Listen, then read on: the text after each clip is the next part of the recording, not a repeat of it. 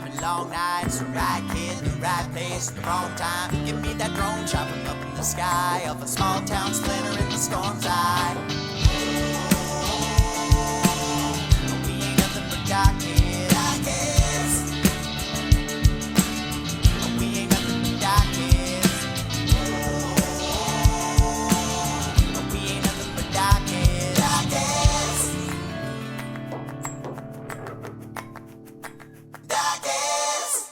Hey, Dockheads, welcome back. This is the finale to Wild Wild Country, episodes 5 and 6. Jess, what do you think? Ugh. That was uneventful. Kind of just ended quickly, Yeah, I guess. such a compelling story up until the fucking end. Worst end, in real life and in the documentary of all time.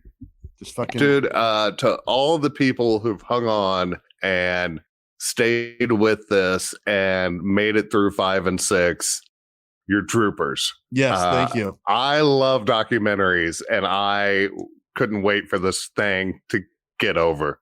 I felt like I was in a war of attrition, and I wasn't going to lose, but they were trying to make me lose. Do you know what I mean? Like, I felt like Yes. it was more of a task than an enjoyment of watching a movie. Exactly. I was so excited to see how this was going to end because I really had no fucking idea. And all these people talking all their big shit just fucking tucked their tails and ran. And then when the police got to them, I give up. Yeah. And I'll plead anything you want.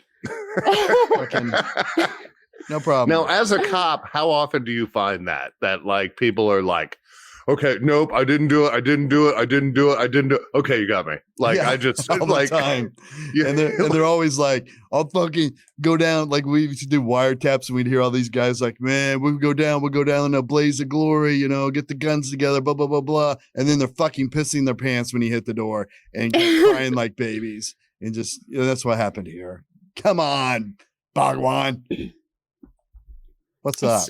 Nah. You're supposed to like a UFO should come down and beam you up and you take off and then shoot laser beams at the earth. Yeah. Some shit like that. You just fucking everything I was saying was kind of bullshit. Sorry, I'm just gonna Shit. die. sorry. He's just gonna shit. You'd think I'd Yeah. learn better by now. Well, you want to power through it, Lord. Jess? Yeah. Are you okay, Oscar?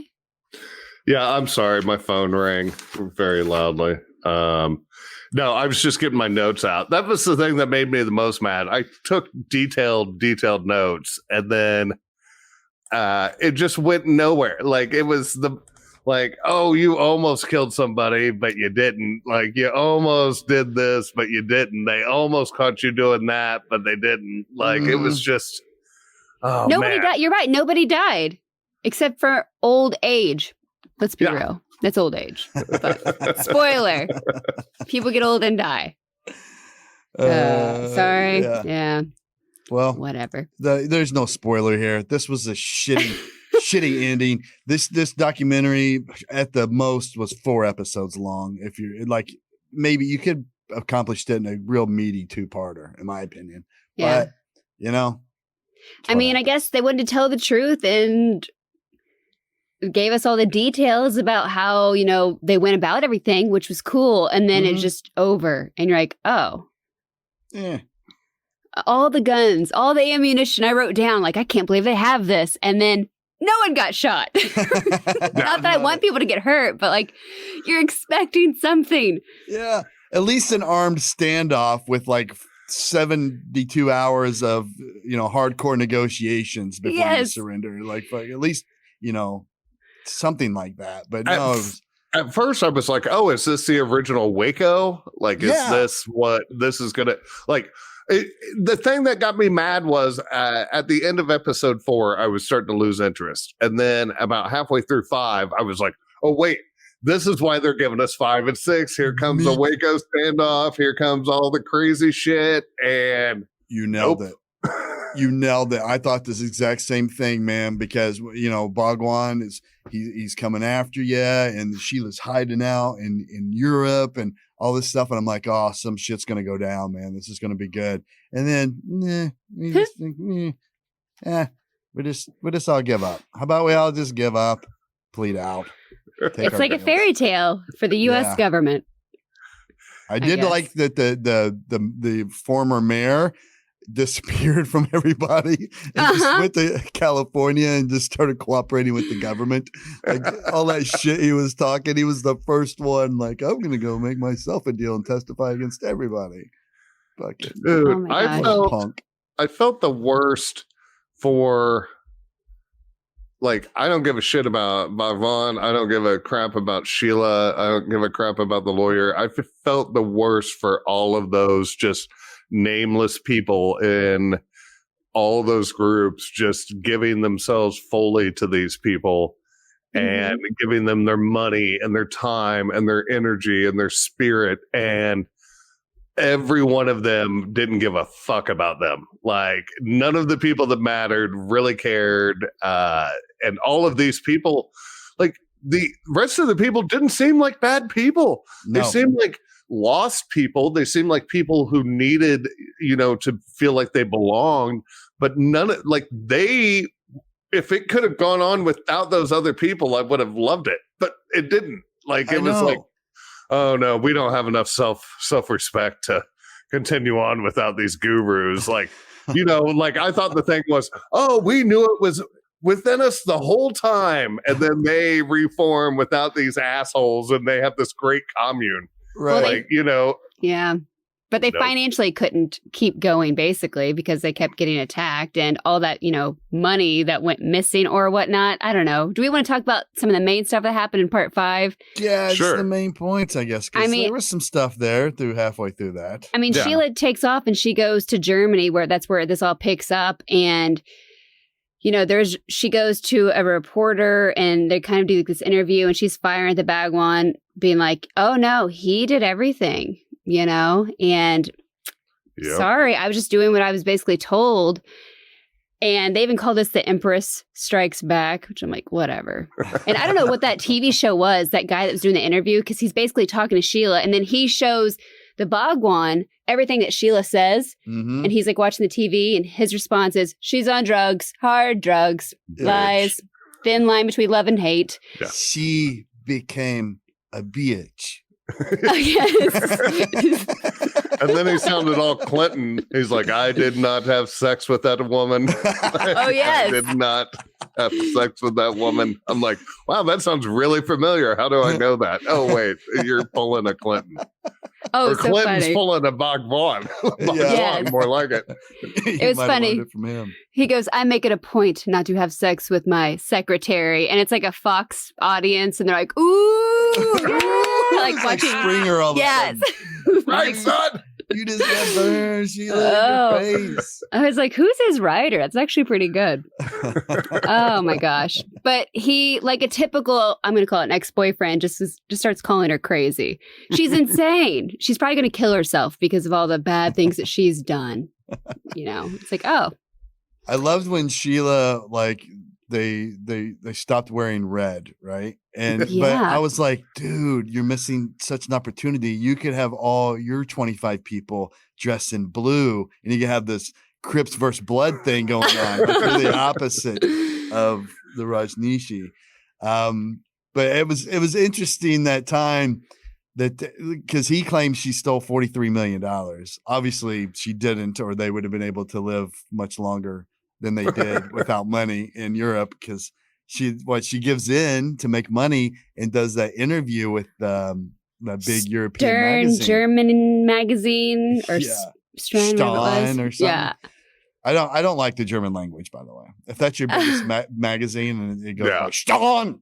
Peek the mic there, but she's funny. She loves the attention. They needed money, right? So she's like, yeah, what? I was photographed naked, and our girl Jane's there. Like, poor. I didn't realize Jane was one of the main bad guys, even though She, Dude. not bad guys, but she was. She stabbed someone with a syringe. She What? went He out deserved and it. bought guns illegally. Did you hear that doctor talk later in the documentary, though? I wanted to stab him. Yeah, Like, he was that's such a douche guy. Like, sit under a tree playing guitar. I don't know. No, he was a big douche. And yeah, but I think Jane learned a lot about herself. Like when she went away to prison, like, oh, I had this little serial killer inside me the whole time. Like I was so ready and willing just to start fucking ending lives at Sheila's beck and call. You know what I mean? Like she was basically Sammy the Bull Gravano to John Gotti. Yeah. Like I was like, what the fuck, lady? Let's go. Oh, man. But it's cool because the Bhagwan, after 3.5 years, he breaks his silence and now he won't shut up. And immediately they leave, right? So he just comes out and lays everything out on the table. And I love that the feds or, the government's like, the worst mistake was that he broke his silence because he opened the door for the FBI to walk right in because he's saying, Sheila, she planned to bomb, the Wasco County office. They end up committing arson. She stole all that money from me. Send Interpol after her. She needs to come back in chains. And FBI is like, we are happy to assist. And so everyone just like goes in and they're handing over all this information to the, agents and the officials, but only what they want to give them. Yeah. So the police, do you guys just usually accept the evidence that you're handed, or do you like to do your own investigation as well? And look for exactly. Like, it's just like when sometimes we call them consent to search. Like our knock and talks is a slang term for them. So let's say I think somebody's dealing meth at this house. I got a bunch of tips, but I don't have enough for a search warrant. Sometimes you just go there with one or two other people and you knock at the door and you're like, hey, we got these complaints or whatever. Do you mind if we have to follow up on these? You mind if we come through and just do a walkthrough real quick? And you kind of lead them to believe it's kind of no big deal. And they think they've got everything put up. But then by the time you walk through, you're like, oh, somebody has 27 packs of lithium batteries on the counter. That's weird. Oh, and then there's some liquid Drano by the carton, like over the other corner. So then you leave and then you go write your search warrant and come back, right? So that's kind of what they did. Yeah, they're like, yeah, we just need in there. And I can't believe as good. What's the attorney's name? Which one? The attorney for Bhagwan. Oh, Niran? Yeah, Niran. I'm always bragging about how brilliant he is, and he is, but what a dumb move on his part not to talk everybody out of this plan. Like, just let Sheila go, people. Like, there's so much bullshit here for them to find. It's going to be the end of everything, and that's exactly what happened. I thought he would have been the one to be like, slow your roll, unless, because I think he's a good dude, he just really was oblivious to all this and just thought, oh no, they're right. Sheila's the only one doing anything wrong. So I don't know, but he should have known better. Yeah. Well, I mean, you can't stop that idiot from talking. You know what I mean? The lawyer could have told him all, hey, don't mention any of this shit. And the guy's like, no, this bitch fucking was gonna bombed your courthouse. And my favorite thing about them raiding the compound or whatever, and not even raiding, kind of just going down. Right. The first time there was this 80s Mustang with cop lights on the top of it.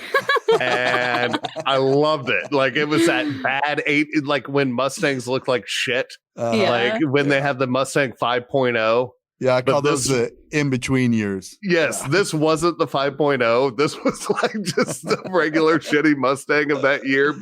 And like the sirens couldn't have been spread out more on the top of the hood. Like I loved it. It was like straight 80s flashback cop car. I loved Peace Force. Yes, exactly. Peace Force. Oh, I couldn't believe Sheila's house. So, FBI, ATF, state and local officers are all there, and you get to go in Sheila's house. And again, they're handing stuff over. And whoever built this house said it was to protect the Bhagwan. So how many trick doors did she have? Like 5? This gigantic pool that was bigger than my backyard. but it's like, here's a room that leads to this room, which goes Right. downstairs, which leads to another room. And then you have a bunker. And then this bunker has a door that leads to a hot tub room, whatever. Then Gotta have there's a hot tub in your tunnel. hidden bunker. This tunnel Yeah. leads to another area with a really sophisticated, like, recording devices, because the entire commune was bugged. Everything you said or did was being recorded. I mean, J. Edgar Hoover had nothing on Sheila. Like, I that know. was the most sophisticated layout for that era. Like, just like, I mean, literally, I think she probably had a better setup than the CIA or the FBI at that time. Like, just It looked like it. people constantly pulling tapes and organizing them. You know, to be found later. 10,000 tapes, cassette It's tapes. incredible. And that's probably why the Bhagwan went into silence. Maybe so he would never be caught saying anything that he could get charged, but I don't know. It is just crazy. Which is why it is the largest wiretapping incident in the history of the nation. Fancy, fancy. All I have to say is either someone rolled on her and showed all that shit, or those were the worst secret doors ever. Like, they were. like they probably found like Bhagwan. 9 of them. You know what I mean? Like, it's like, Yeah. It was hilarious. Yeah, like you just like, oh, you just put an umbrella in front of that door. That doesn't hide it. Like, this Yeah. giant thing that they're opening. like none of it. But I thought the one thing on the air conditioner that they slid the thing down on the air conditioner and the door slid back. Yeah, I thought that was pretty sweet. that was Yeah. pretty cool. I thought that was pretty And how James did Bondy. So they didn't call the Bhagwan to the place until it was completed, right? Till the little city was completed, and then he flew in. Right. Right. So she had all this time to herself to be the Mhm. general contractor and the decision maker. So man, she took full advantage. Bhagwan had to have known. That hot tub was not just for Sheila. I feel like that was her special meeting place or something with him. Ooh, that You could know? be. And Well- they probably had to exchange some sexy time. I don't care what he says. He at least got a hand job for sure. Right. Well, the other thing is, I mean, just to operate that big of a wiretap operation, a lot of people had to be aware of it, right, Todd? Like, Yeah, I mean, absolutely. they would have had to have 10, 12 people Easy. working in tandem to be able to pull that off, right? Easy. Yeah. There's no way. I don't think Bhagwan didn't know about this. He might have not known that his room was bugged, you know, Right. 'cause he didn't go through and just check every little lead, you know, where every wire goes or whatever. But he definitely had to okay that in some fashion. Like, where are all these people all the time? Unless he just stayed doped up all the time in his room until he came out once a month to Yeah. do this in front of people. Yeah. I don't know. Oh my gosh. But they listen to all these tapes and they're just trying to, well, they try to go through all the tapes. They're trying to find the big stuff, you know, assault, battery, assassination attempts. Jeez. How would And- you have liked to have been on the FBI's team that had to transcribe all those? 'Cause they were Ugh. showing the typewritten transcripts. Ugh. Can you imagine? Just I can Jeez, barely type my own jeez. notes. I know. Yeah, It's my that was thoughts. that was back before translation software. You know what I mean? Oh, Where it would have exactly. yeah, Yeah. that has to be the guy who like fucked up the last raid, right? Like it's like 4 or 5 new guys or like 4 or 5 old guys who just fuck up everything, and they're like, Right. "You're in the transcription room, Johnson." And he's like, "Again?" And they're like, "Dude, you fucking banged the captain's wife, and he caught you." Yeah, in the transcription room, dum dum. You're lucky you still fucking have a job. Oh my That's so gosh. right, too. Oh, but they do hear and, you know, they learn about assassination attempts, that all these guns were purchased for a hit squad. And then Jane is telling us that, well, where do you go to get guns that are untraceable? Texas. So she goes to Yeah. Texas, all these stores buying guns, and they meet with someone else. He takes them. Whatever. They got a lot of guns. And apparently there was one particular one that was supposed to be used to assassinate Charles Turner. And they also supposedly ditched all the guns in the lake. And of course, the Navy SEALs and that team found it Nice. because they're awesome. Hmm. I loved how man. she bragged about ripping up the receipts between buying guns. It's like, yeah, the gun store kept a copy. Like, it doesn't matter that you don't have the fucking receipt. Your gun has a serial number on it and it's traceable, dum-dum. I didn't even think about that. That's so true. That's the customer receipt. She was all excited too. Yeah, we were just tearing up the receipts and throwing them out the window on the way to buy another gun. Yeah, exactly. That's the hippie shit. No one can prove I bought McDonald's today because I'm tearing up my receipt. At least that, like, chances are McDonald's doesn't have a copy of that one, but the fucking gun store definitely has a copy of who they registered that gun to. For sure. Oh my gosh. But they learn also from those tapes, they were going to go after the state attorney general, Dave Frohnmeyer, and U.S. Attorney Charles Turner. They were watching their homes for months, you know, their families. One of the daughters had like animal entrails, like she came home to. Disgusting. So pretty douchey of the Rajneeshis or whoever it was doing this. Jane was one of them. Oh my gosh. And then finally, Congressman Weaver got like a little, we're sorry, you're awesome. The only guy was claiming vindicated. They were behind all this. Then he finds out he was right. And he just went on a little tour of, hey, dumbasses, told you. Oh my gosh. Especially when they went into the Rajneesh Medical Corporation, the Ma'anan Puja, which John Silvertooth, hilarious. He's like, what was her name? Puta? Puta? Puja. Yeah. Oh, yeah. Puta, that's something you don't want to say in Spanish, right? Sorry. It's so funny. My God. He's Johnny. that little cute little shit-eating grin on his face, man. too. Like, But Puja's the one that, you know, she's in control of ordering all the drugs. She's the one that poured the beer for all the homeless people. So she was definitely involved in anything done chemically, like creating salmonella. Jesus. Which, by the way, was it just me or this is the first time we're hearing of this person, right? Yeah. Yeah. She was not mentioned previously. It's like, where's this bitch been the whole time? Like, she seems pretty important that she's the one like cooking up salmonella in labs and finding a way to spread it on salad bars. And we're just now finding out about her halfway through episode 5. Mm-hmm. Yeah. She ran the whole lab. Yeah. Oh, culturing that.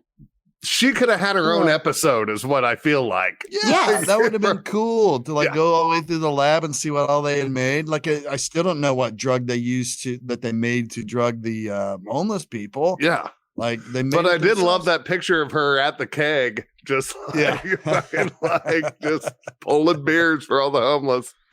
I forget. They showed us what I think they used to do the homeless people, though. Some type of, I forget what it was, a bunch of pill bottles that came in, like shipments of them. I don't remember what it was called. Yeah, but in the salmonella thing was smooth too. Just going through salad bars and just sprinkling it through your long sleeve little mechanism you made. Mm-hmm. They were able to match up the genetically identical bacteria found on the food samples with what they found at the ranch.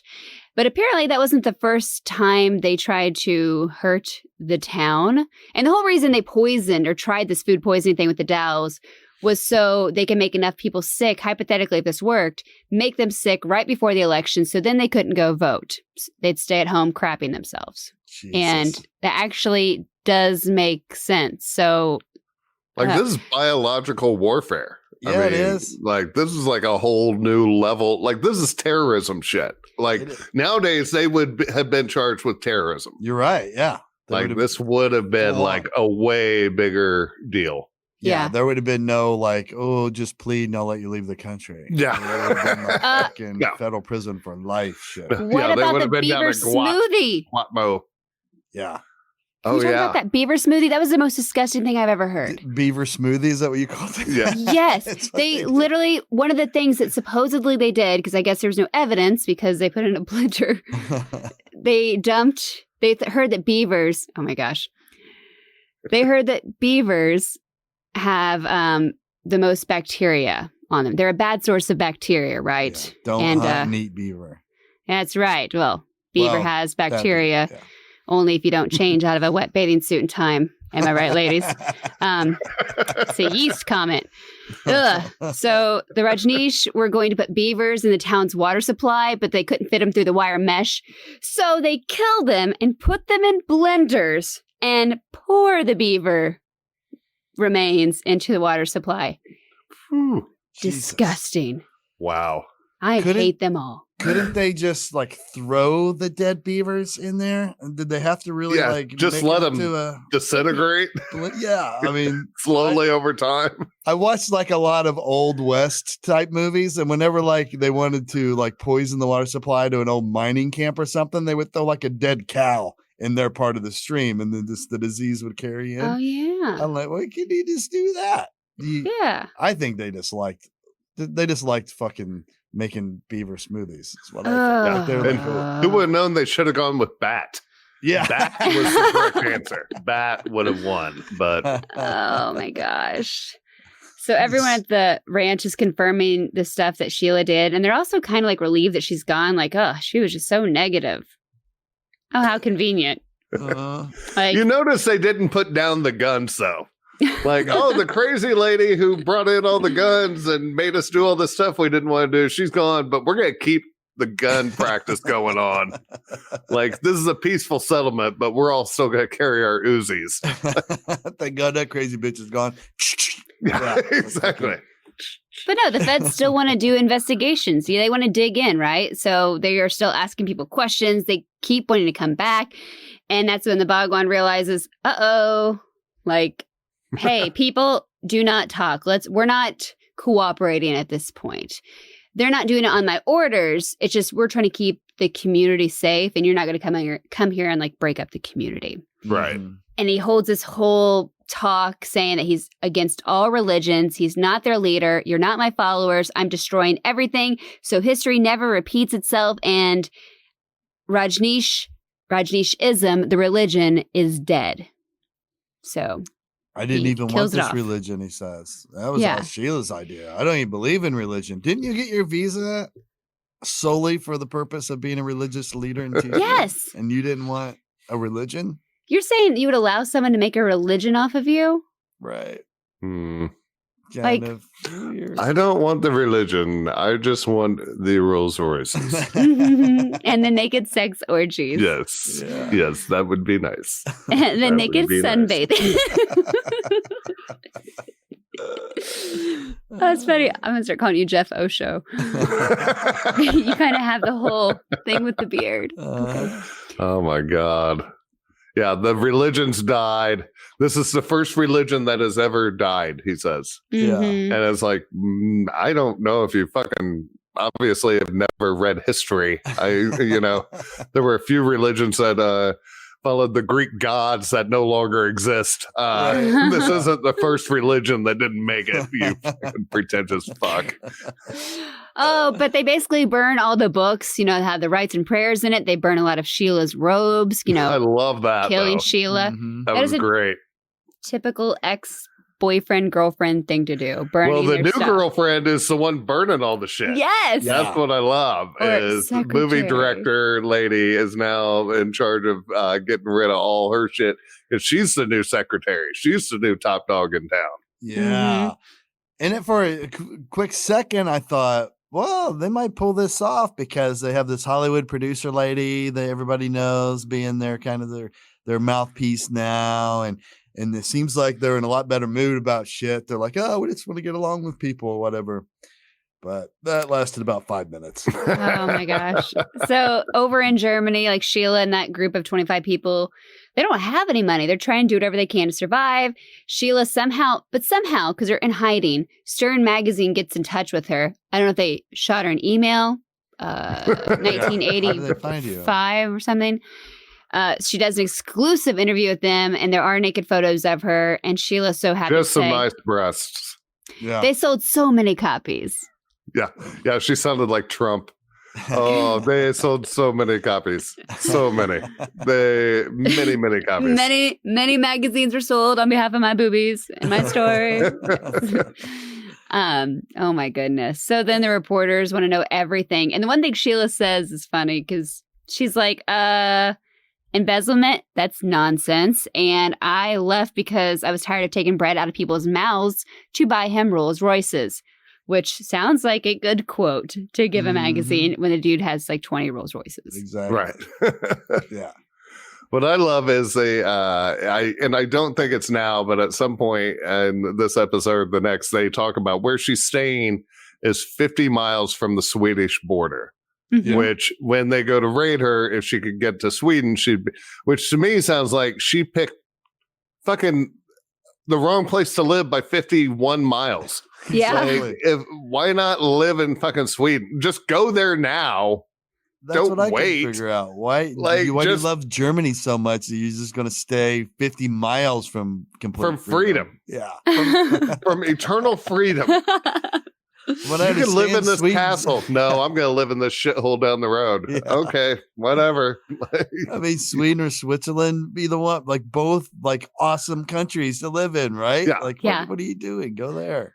Yeah, I and did I love not. how when the U.S.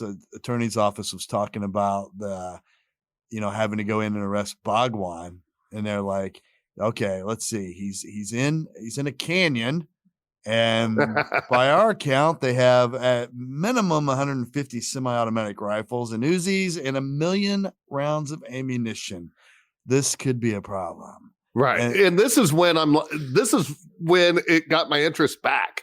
Yeah, I'm me like, too. okay, here comes the Waco shit. Yeah, Here comes, the fucking government versus religion. This is gonna get crazy. There's gonna be firings and buildings are gonna get set on fire and people are they're bringing in the National Guard. Oh, that Holy was shit, cool. it's getting good now. Like, But how great, because all that part happens because the former mayor decided to snitch. He's like, you know what? They're talking about Sheila and him, and I was the mayor that knew about all of it. I'm going to save my butt and give him everything I know. So He's a thank you, fucking KD. Now the FBI is like, Yeah, well, punk. whatever. He bitched out. He did. I loved the rancher guy whose land they were going to come across. And Yes. he's like, Bowerman. he goes, you guys only train one weekend a month. These guys are out here shooting their guns all day, every day. You guys are going to get your ass kicked. That was hilarious. Oh. Okay. Then Bowerman sees the by the way, the INS attorney guy, Mhm. Right. I figured it out. He's Philip Seymour Hoffman. When you see it, I'm like, dude, he looks so much like Philip Seymour Hoffman. That's who would play you in the movie if the ending of your story wasn't so shitty and they would decide to make a movie. Like Philip Seymour Hoffman would have played you. Yes. Oh my gosh. He tells the younger Bowerman, hey, if you guys see anything weird, you that border the property, you let us know. Mhm. He fucking sees those Lear jets come in. I just saw Right. $2 million jets land. Is that weird? Yeah. And Oh how my cool gosh. was it? Like he's just riding horseback, just herding some cattle on his big old ranch, and he's like, do Lear jets. It's weird. Probably breaks out his fancy giant cell phone because he had a lot of money back in the day. Like his big Yeah. Zach The Morris. one cell with the phone. battery in the case. Yeah. Hey guys, 2 jets just flew in and then flew back out. I think you got trouble. I'm out. So they're going to try to arrest Bhagwan and Sheila, and I think about 7 other people that were heavily involved, but the main ones being Bhagwan and Sheila. They're indicted. They're coming in to arrest them. They want to arrest them, right? And they know it already. And Niren's talking about trying to negotiate a nice surrender, but they're like, no, we don't want to listen to you. Like, shut up. Is that typical? Like, why would you...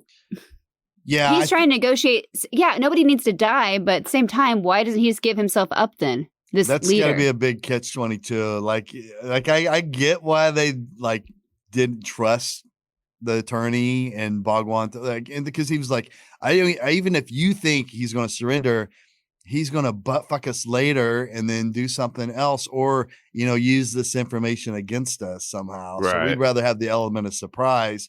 But then again, it sounds like the element of surprise is already gone if his attorney came here like, I know you're going to arrest him. Let's just work Right. something out. So I don't know. Well, to I- me, it's like, then just drive his ass to the police station Yeah. right now Bring it and over walk here. him up the steps. Right. There. Crisis averted. Yeah. If you wanted him to surrender, just surrender him. Like, there doesn't need to be phone calls. Right. Like, just drive him to the police station and walk into the police station. Hey, is this the guy you want? Good. Now you don't have to murder all of my followers. Like, And if he's innocent, he didn't do the 35 counts of defrauding the United States, all this immigration crap. Then just show up like, hey, man, I didn't do it. I swear. Like, whatever. Let's Instead, he leaves on a Learjet. There's 2 Learjets that sneak off before they even have a chance to raid the compound. So, snooze fest. All those people, National Guard, and everybody's there waiting in the woods to come out and nothing, which is good. Nobody got hurt except he took off on a Learjet. So, yeah. Then turns into a little, what does he call it? Like an O.J. Simpson police chase, but like in the sky because they're trying to track where they're going, talking to airline officials. Oh, it was funny. It was pretty cool, too, how they were able to work with the FAA and they like blocked all communications to those 2 aircraft where nobody could reach them except them. That's pretty cool shit. Even for back then in the 80s, like that's pretty cool shit. Oh, yeah. Niren and all the followers were like, wait, he left? Why would he do that? Yeah, we're all innocent. Wait. Where are you going, Bhagwan? Right. Wait. Who flees if they're innocent? Right. Yeah. But he's trying to get to Bermuda. Even said, that's what he said about Sheila before. Right. If you didn't commit a crime, why would you leave? Right. What's your big deal? And now you're going to do, which the second he got on those planes, which for the record, like you don't put him on the plane, you drive him out the back. Right. You put just a bunch of random people flying around for a fucking week until they finally figure out where they land. And then you find out, oh, he's up in Canada. Yeah. Too late, you dum-dums. Exactly. That would have been such a great move. Bring in 4 planes, send them in 4 different directions, and then have somebody pretend to be a snitch inside, be like, hey, he got on a plane. And then just fucking drive him somewhere to get on a different plane. He's sunbathing at the nude beach or the nude park still. Oh my gosh. So they end up getting him in Charlotte, North Carolina, and that plane lands. And again, I'm waiting for like a shootout because they know there's weapons on board and they're ready for this. And then nothing. People are putting their hands up, surrendering, and they find Bhagwan hiding behind a seat. What a move. Like he's like a little kid. I'm invisible. Right now. You can't. Bhagwan not here. Bhagwan is not here. I loved how he brought his throne with him. Yes. Grab my $1 million Rolex, grab me a couple of robes and that heavy ass throne. And let's get the fuck out of here. I'm nothing without my throne. Yeah. Oh my God. Like I originally was like, okay, this was all Sheila. This dude's he's just passively innocent in that. Mm-hmm. The second he got on that plane, it's like, nope, that motherfucker's guilty. He's just as guilty as her. Exactly. In Charlotte, they were selling T-shirts that we bagged the bag one, which is funny. He goes, we sold out in pink and red or whatever. Yeah, this pink was a hot seller. In Germany, Sheila's group was watching the news, like, holy crap, look what's happened to Bhagwan. Same time, someone's at their door. FBI is like, hey, we're here to arrest you. Oh, Sheila, Pooja went down the road. Yeah, we were only 45 minutes from Switzerland. Sheila. What are we doing? Yeah, Sheila, Pooja, and Bhadra, which is Jane, were all arrested, taken back to Portland, ready to get prosecuted there. But I'm surprised at this point Jane didn't just like pull out some Chinese throwing stars and some knives and be like, come on, motherfucker. Yeah.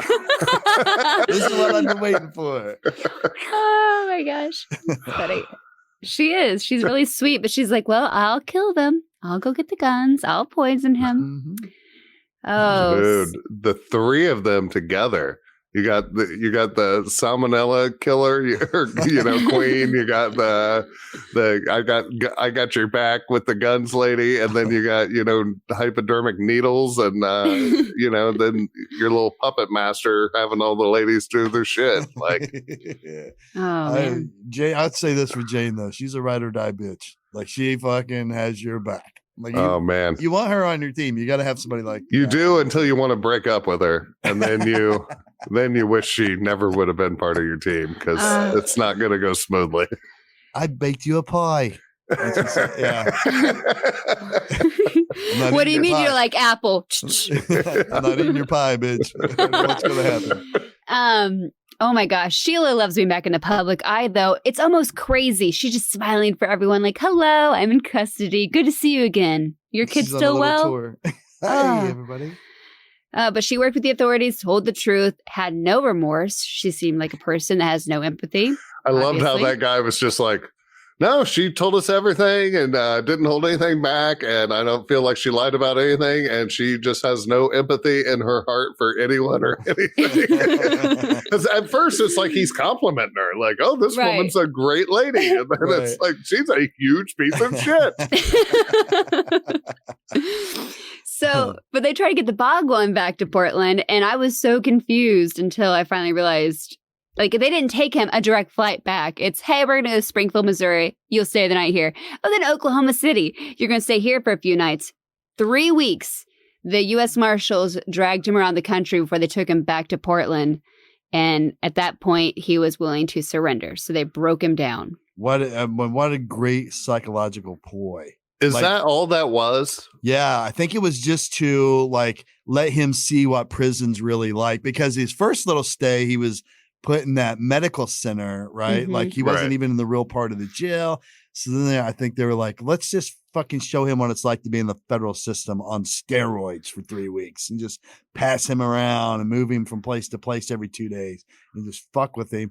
And then, it ended up working because when he finally has the meeting with the attorney, the attorney's like, dude, do you really want to go through this battle? And he's like, nope. Want to leave. Ready to go.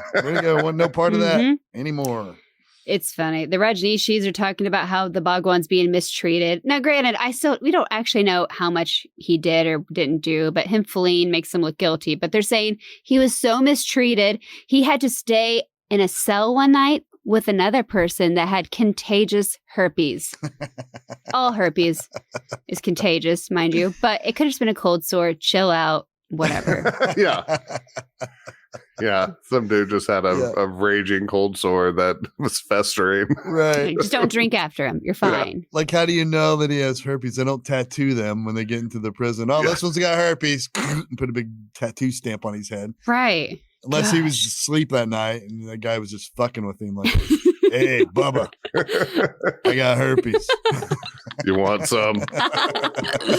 Ew. Oh, gosh.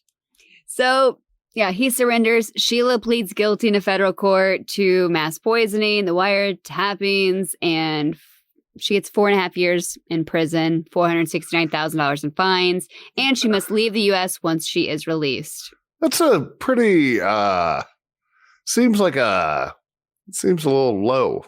Yeah. Seems a little light. Like a hell of a deal. Badra, aka Jane Badra, she pleads guilty for attempted murder of the doctor and will serve 10 years in prison. She was also sent to a federal prison, and her son Peter ended up coming to visit her because he still lived in Rajeshpuram, Mhm. and that pretty much kind of started to change Jane because she's like, oh my gosh, I just abandoned my son to follow this psycho, everything I did. What was I doing? It's so crazy. I was just trying to kill people all the time. I have a son. What am I doing? Yeah.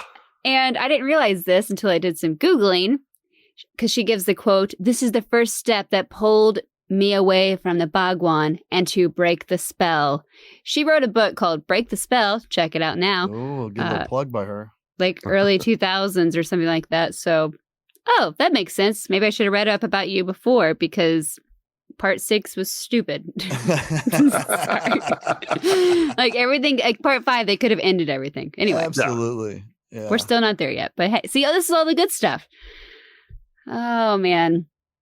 I like how when he finally agrees to leave and they put Bhagwan on a jet to fly him back to India, Johnny Carson sings a song that they wrote for the Tonight Show called Bye Bye Bhagwan. Yeah. Mhm. What the hell was that? How do I not remember any of this from my childhood? I was probably in high school when this was resolving itself. I watched the Tonight Show and Letterman like religiously. How do I not remember this going on? How how nationwide was this guy? You This know is what I mean? worldwide. Like, Had to be to make the Tonight Show. I mean, apparently, because they would have, otherwise, Johnny'd be like, well, people don't know who this guy is.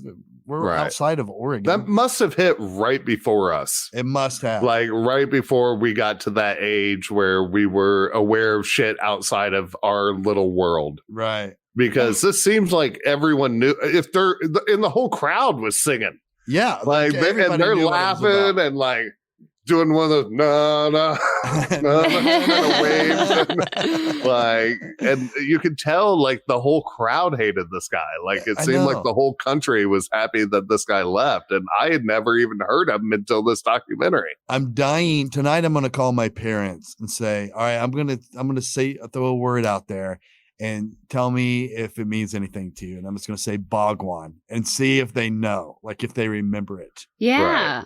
This is before I was born. Because I know, like, when I'm their age, I'll remember David Koresh and Waco. Like, Right. I won't forget that information. So this was basically their Waco with a shittier ending. But Oh. With a better ending. Well, Because a nobody better died. ending for the people, shittier ending for us. yeah, I mean, we're not going to make a movie off of it. Oh my gosh. Yeah. It had to be like 85. And then Antelope threw a fucking rager. They're like, hey, everybody, Bhagwan's gone.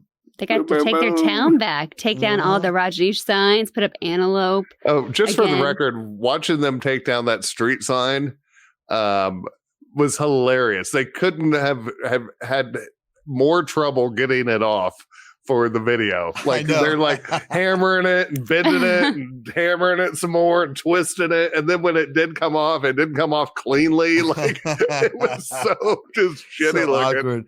Like I it loved could have it. been their moment of, throwing the chain around Saddam's statue and dragging Right. it down to the ground. But they're like, how do you get this thing off? Yeah, they just failed so tremendously. Oh, this isn't even a Phillips head. It's not even a Phillips head. I didn't bring a flat.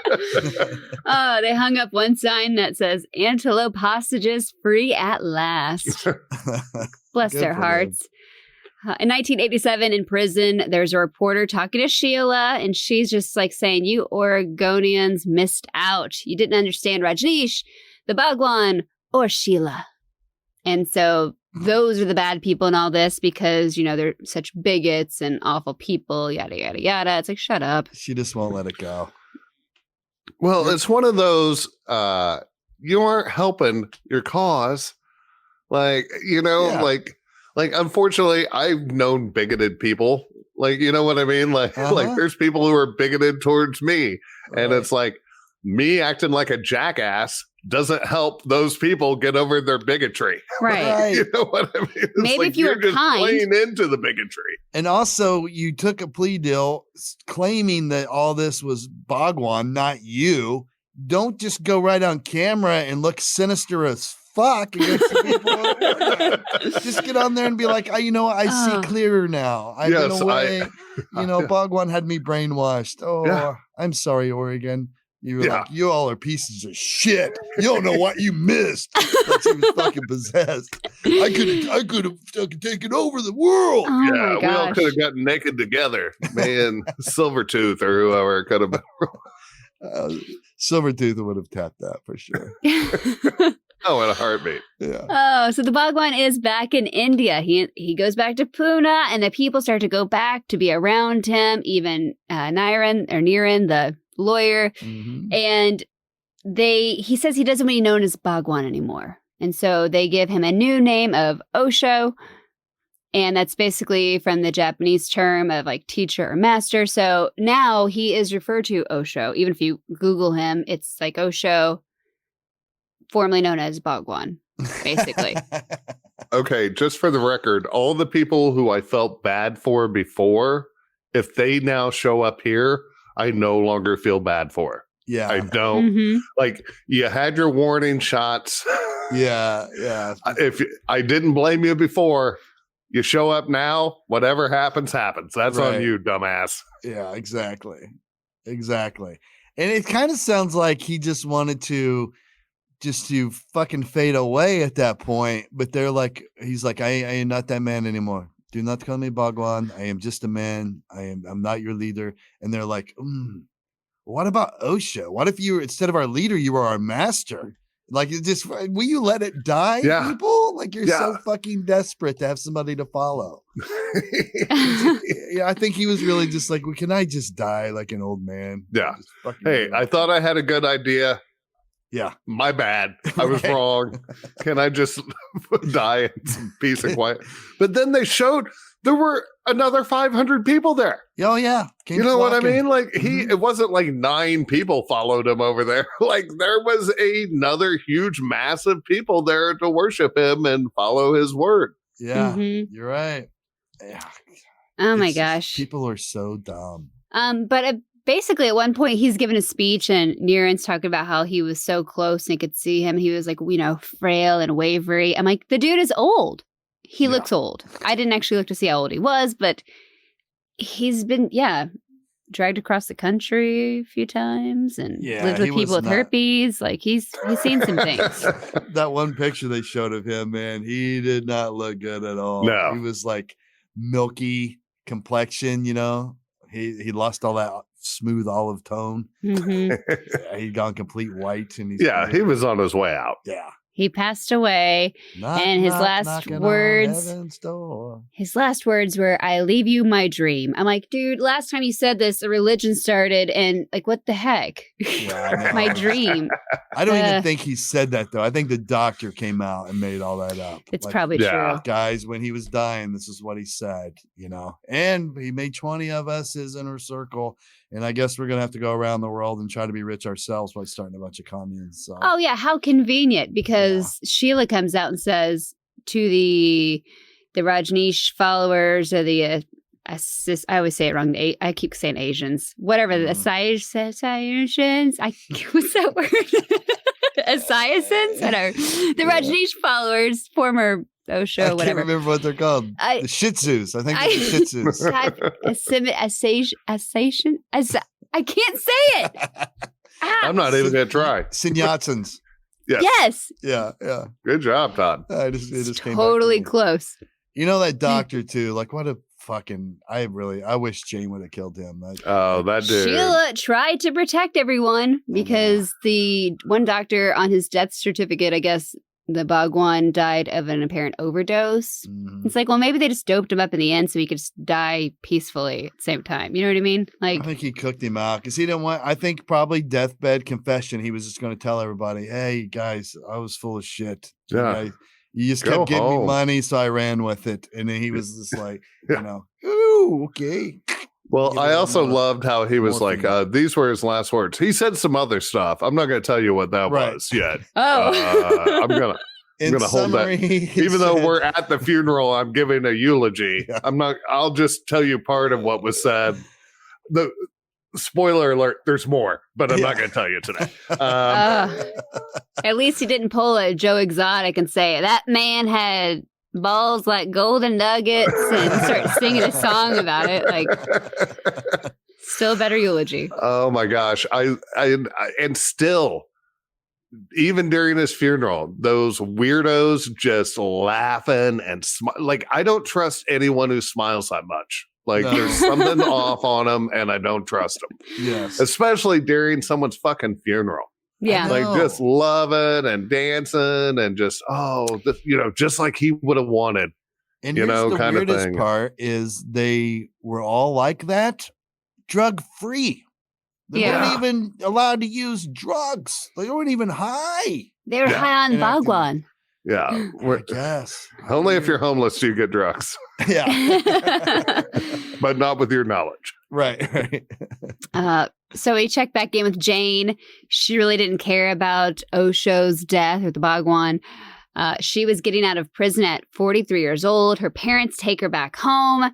She's getting her life back together in Germany. She meets her husband, George, at this juice bar that she starts. So everything looks good for Jane till she learns that her son, Peter, is dying in Australia of a brain tumor.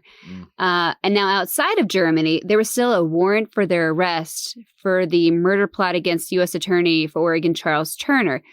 I'm confused. I thought she already did 10 years in prison. You didn't add that to the list of... Yeah, I was Like- confused on that too. I'm like, Yeah. how is that? Why was that not resolved in your plea deal? I don't know. Right. Yeah. We'll get back to you when you get out on these first Right. charges. Yeah. Yeah, I thought that was the whole... so I got really confused. Are you just trying... You can't make someone serve jail time, then when they get out, you go, we found more. Right. Yeah. Uh, We held this one back. yeah. Out of the sweet one. Well, she seems sweet. Yeah. But Jane wants to go be with her son, Peter. He's dying in Australia. So she ends up going back to the U.S. to throw herself at the mercy of the court in Portland, plead to see her children. And so they have that quick little trial, I guess. And Jane gets sentenced to time served. And she was finally free. So mercy overrules justice in this scenario. And she felt like people were actually glad for her that she, she's already served her time, and because she gave her whole story. And you do feel bad for her. I think she did realize, like, what the F? What the F am I doing? Good on behalf of the government, I feel like. Like, Yeah. all right, she did 10 years. Her kid's dying. She's changed. She gets Yeah. it. All right. So- No. So There's she so got many to go times back. you'd be like, yep, no, fuck it. Mhm. Yeah. Sheila is still in Germany, though. And after prison, she had to get back on her feet, learn how to survive. She's still probably mad at the folks in Oregon, and she wants the followers of Bhagwan to, open your eyes. Hello, that doctor totally did him in. I was right. I tried to protect him. Nothing happened to him when I was the secretary, that type of thing. But she's over it, people. She's not at all bitter and hanging on to it. That bitch. But now she's helping older people until their death, which was kind of a sweet little, like, I'm glad she's doing this. I don't trust that bitch. She's Yeah. probably killing them and like Exactly. having them sign over like life insurance policies and shit like that. Oh my I gosh. don't trust her in the least bit. No way. I'm not sending my loved one there. I can guarantee. I didn't even think of that. You guys are so smart. That's probably what's happening. Dude, I don't She's trust her. Petting them like, I'm here for you. I know you have no children. And then, because they seem to be having fun and, Also, shouldn't there be some kind of licensing procedure for this? Like maybe you couldn't pass the background investigation since you went to prison for attempted murder and conspiracy to commit murder. Like And poisoning an entire city. yeah, and poison. No. Maybe we shouldn't put you in a position to take care of other people medically. Yeah. Hey, they live with her. So that's where I got confused. It made it sound like it was her house that she just opened up to older people. yeah.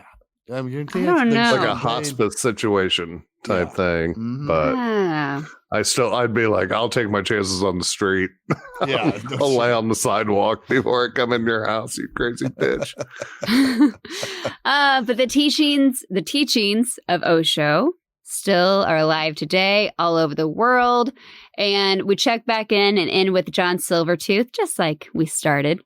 He said it all sounded like a gimmick to him. He thought he was just a con man, seeing all these rich Europeans looking for God. Did I say Europeans? Europeans. You said Europeans. Give me those Europeans. Sorry. I'm a hick. I'll start. John Silvertooth's. I don't need no more of them Europeans. I can't even say it. When their fancy shoes and the way they talk. The assassins. What is that? The assassins? Mhm. What's the word again? Synessis? I can't say it. Sinyatsins. Fuck. That thing.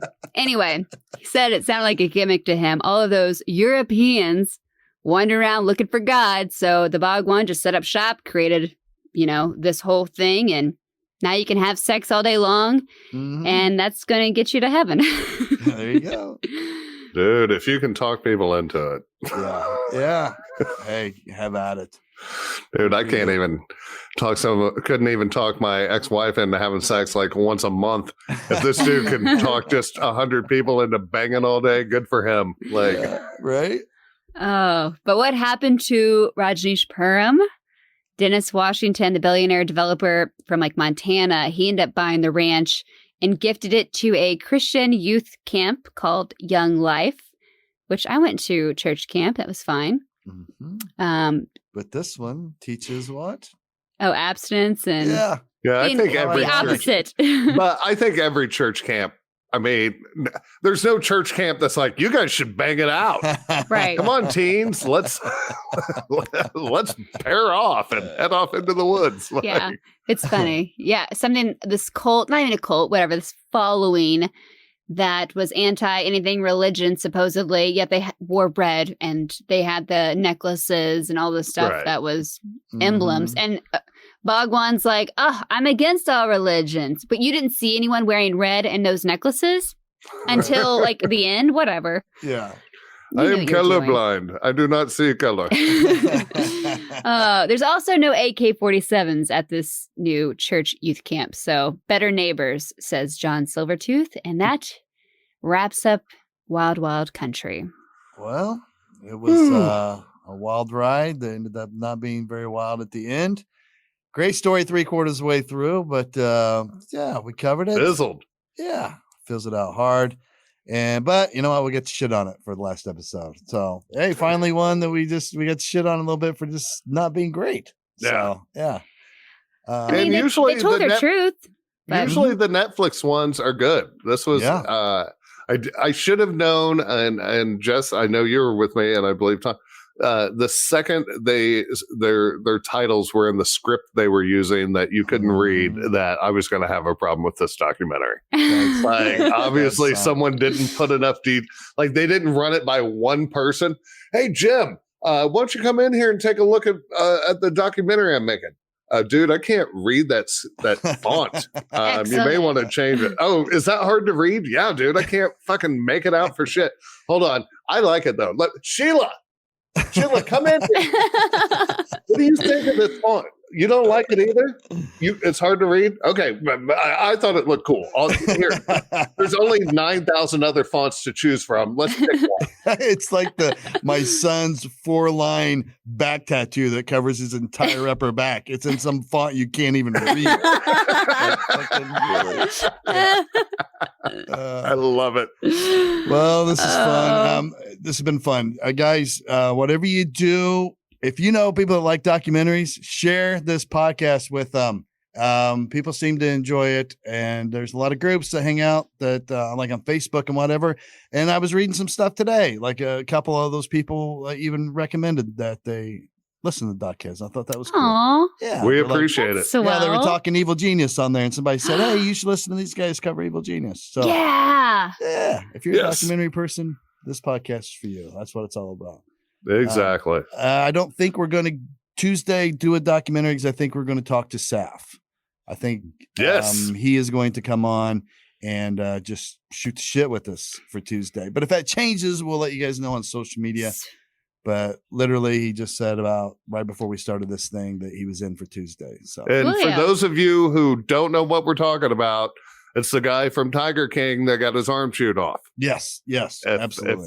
If you haven't been listening to us up to this point, this guy is amazing. He's awesome. And Toddy here got us an interview with him. So I'm super excited. Should be cool. He's a war hero. He lost his arm to a tiger. Lots to talk about for Yeah. sure. All right. Well, that's Can't gonna be it wait. from us. We love you guys, and we're out. Bye.